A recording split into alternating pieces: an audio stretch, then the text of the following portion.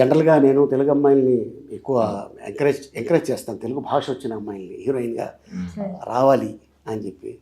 మన వాళ్ళేమో ఇక్కడ అమ్మాయిలు హీరోయిన్లు దొరక్క బాంబే, అటు ఢిల్లీ అక్కడి నుంచి పిలుస్తూ ఉంటారు. వీళ్ళేమో బయటికి వెళ్ళి చేసుకుంటారు, ఇక్కడ అవకాశాలు రాక.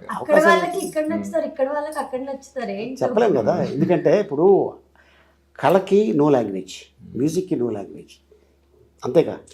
ఏ మ్యూజిక్ వేసినా ఎవరైనా డ్యాన్స్ చేస్తారు. ఇంకా చెప్పాలంటే మనం నిజంగా చాలా గ్రేట్.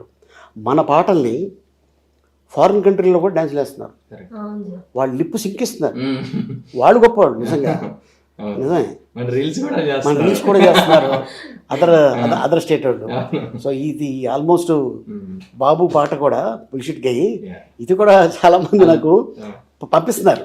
ఎందుకు మా చిన్న పాప బాబు అరే బాబు అని పాడుతూ ఉంటుంది. అంటే ఎందుకో అది యూట్యూబ్ చూస్తూ ఉంటుంది.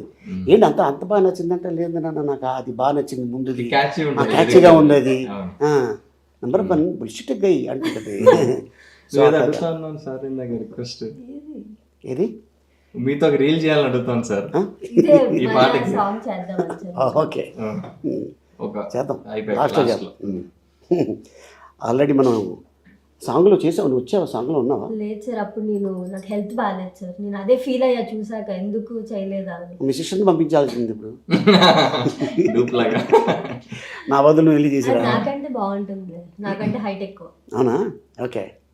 ఒక అమ్మాయి ఇంకో అమ్మాయి పోయిందని చాలా పెద్ద విషయం, సిస్టర్స్ ఓన్ సిస్టరే కదా.